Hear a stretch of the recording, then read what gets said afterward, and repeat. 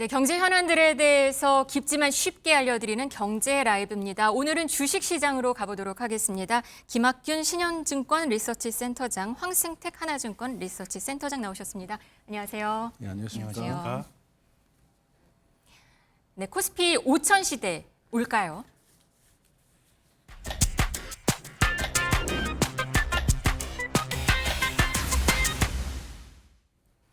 네, 코스피 5천 올 초만 하더라도 이 말이 상상이 아닐까 했는데 각종 증권사들이 장밋빛 전망들을 내놓으면서 이게 현실이 되지 않을까라는 기대감도 갖고 있는 상황입니다.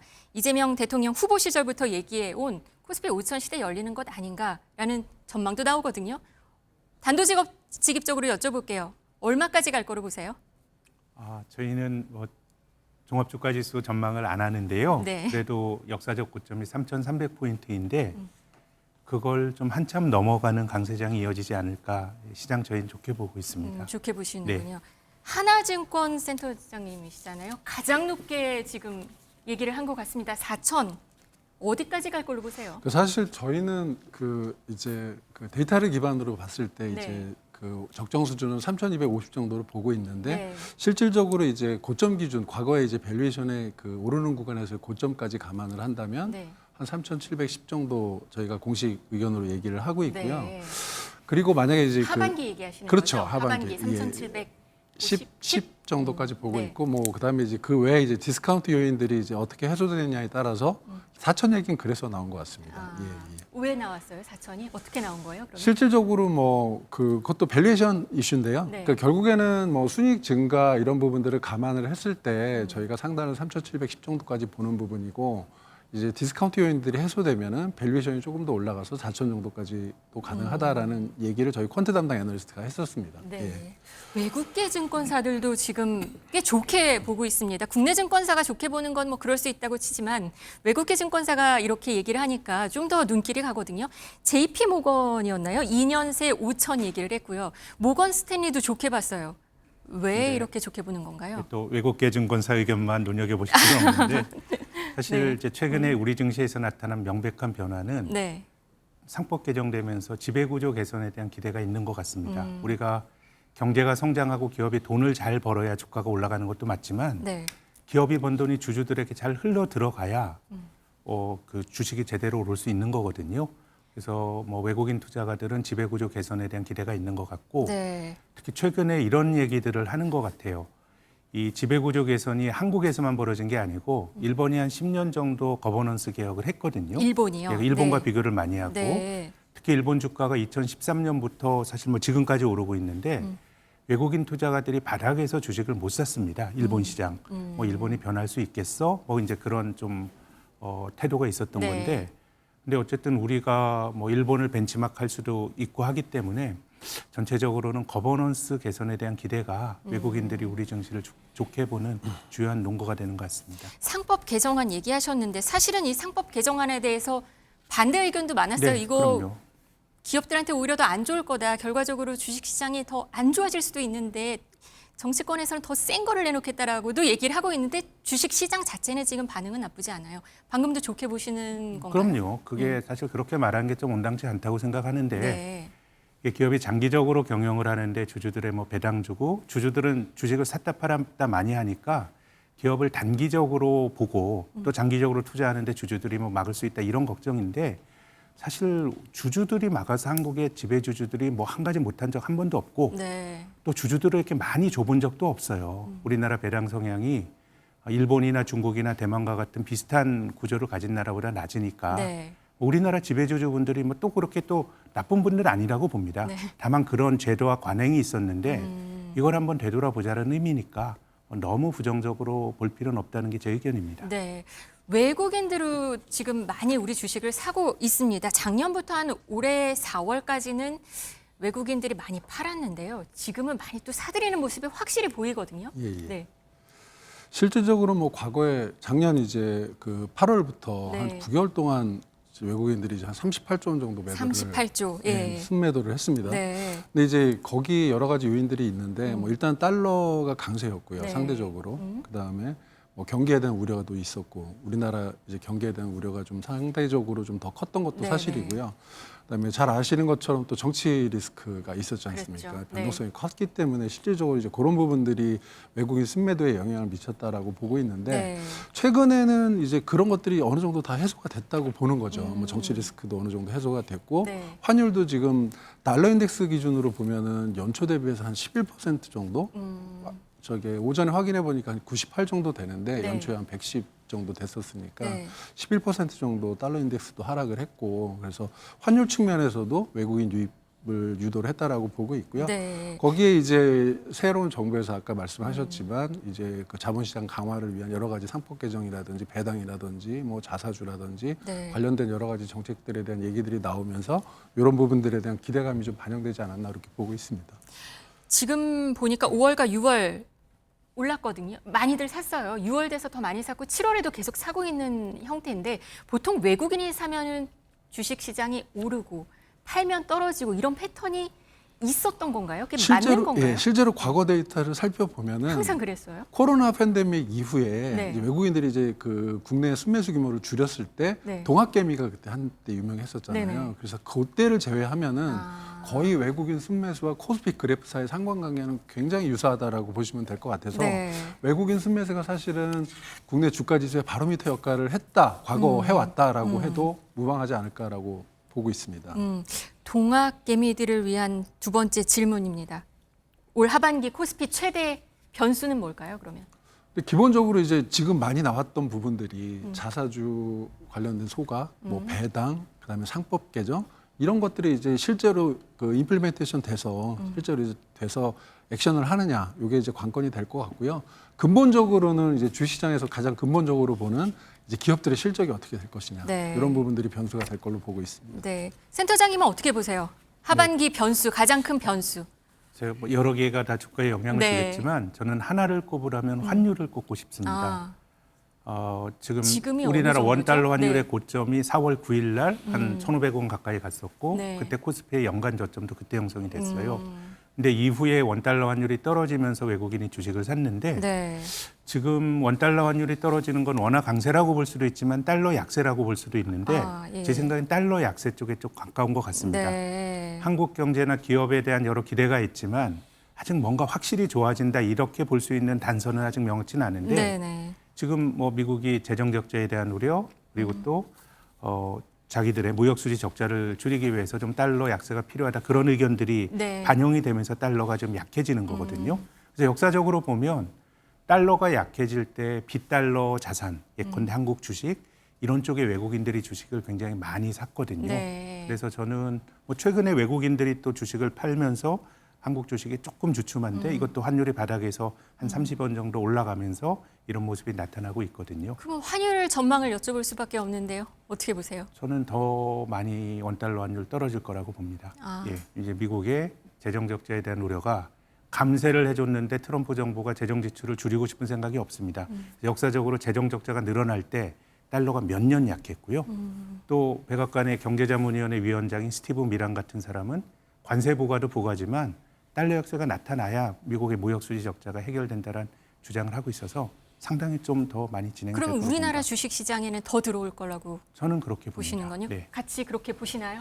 예, 그리고 환율 관련해서 사실은 과거보다 조금 국내 같은 경우는 한국 그 주시장 같은 경우는 환경이 더 좋았던 게 좋은 게 일단 과거에 저희가 위안화하고 또 커플링이 돼 있잖아요. 네. 위안화하고도 상관관계가 큰데 과거에 이제 미중 무역 분쟁 때는 평가 절하를 인위적으로 했었는데 이번에 중국에서는 내수 비용을 위해서 이렇게 평가 절하 같은 일은 안 할 거다. 그러니까 위안화 강세 이런 부분들도 이제 같이 달러 봐요. 하락에 대해서 네. 예, 영향을 주고 그런 부분들이 유동성 공급에 외국인 유동성 공급에 긍정적인 영향을 줄 것이다라고 보고 있습니다. 근데 지금 공매도 순 보유 잔고가 거의 공매도 재개 이후에 거의 최고치라고 들리고 있어요. 그러면 하락에 베팅하는 사람들이 많다는 얘기잖아요. 공매도에 그렇죠. 예, 예. 잔고가 많다는 것. 그러면 우리 주식 시장이 지금은 오르고 있지만 떨어질 거라고 보는 관측도 높다는 얘기 아닌가요? 일단 저희 그 한국 시장에서 공매도의 시가총액 비중으로 보면 한 0.25에서 0.35% 정도 되는데 지금 이제 상단에 와 있습니다. 0.35 네. 정도. 그만큼 이제 단기적으로 그 지수가 가파르게 상승하는 부분에 대한 부담이 컸다라고 보고 있는 부분이고요.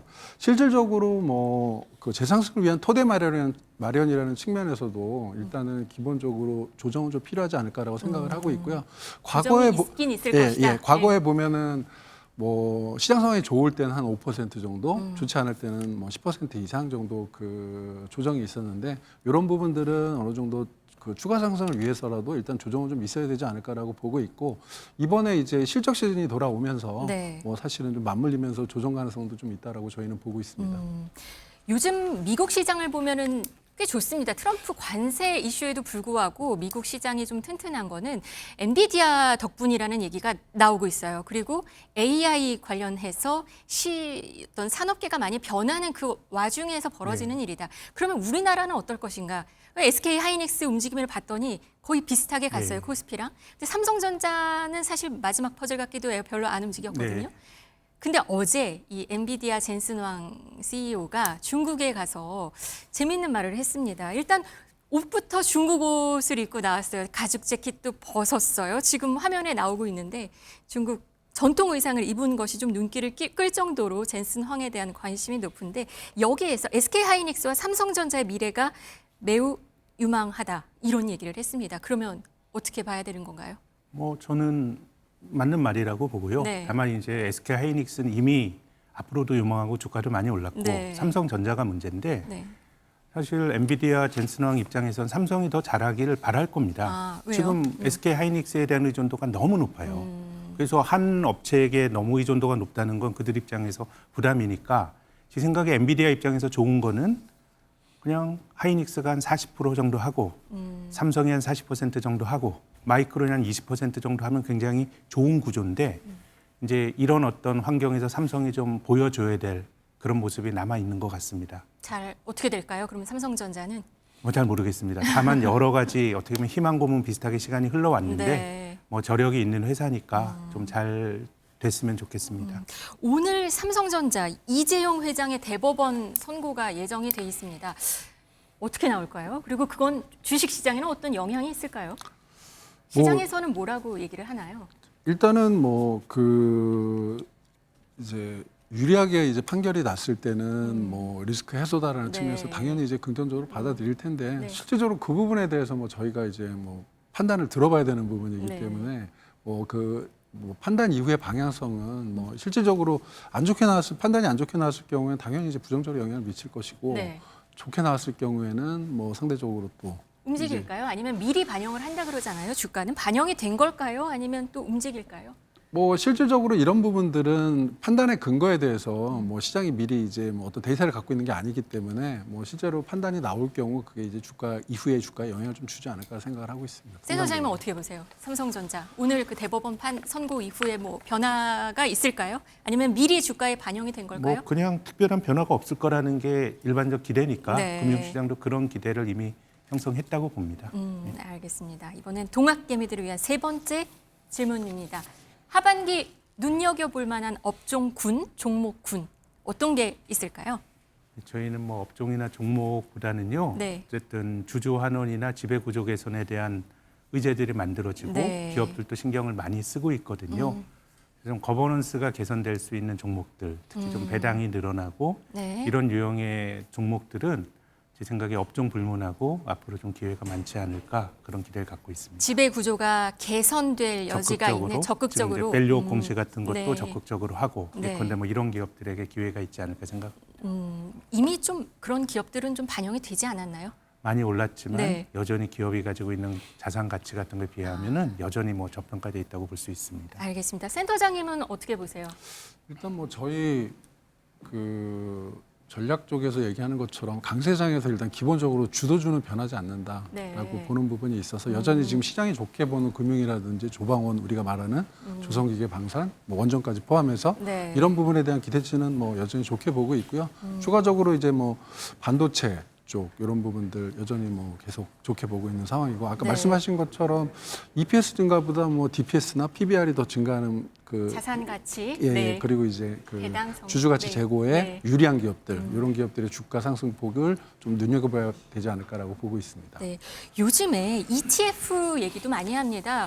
어쩌면 저는 ETF 통장을 그때 이재명 대통령이 한번 보여준 적이 있어요. 이제 여기다 투자를 하겠다. 그러면서 주가를 올리겠다. 그러니까 사람들이 ETF가 뭔가부터 시작을 해서 모르시는 분들도 많았는데 좀 관심을 갖고 보거든요. 그러니까 상장 지수 펀드잖아요. 네. 근데 지금 이게 1000개나 된다고 들었습니다. 그럼요. 네. 어떻게 이 ETF는 어떻게 저는 투자를 ETF의 원래 네. 정신은 네. 시장을 사는 거예요. 완전히 분산된. 근데 지금 금융업자들이 섹터 ETF, 업종 ETF를 많이 만드는데 네. 그건 본질적으로 개별 종목을 사는 것과 저는 똑같다고 생각합니다. 그래서 잘 모르는 사람이 그냥 주식이 좋은 거라고 했을 때 분산 투자하는 거는 미국 S&P 500을 추종하는 ETF 혹은 한국의 코스피를 사는 ETF 같은 거를 적립식으로 하시면 전 굉장히 좋을 것 같고 네. 나머지 선택은 개별 종목 사는 것 정도의 어떤 시간을 투자해서 공부를 하셔야 되는 거라고 저는 봅니다. 지금 화면에 나오고 있는데 ETF 3개월 수익률이 꽤 높습니다. 센터장님, 그 언제 이렇게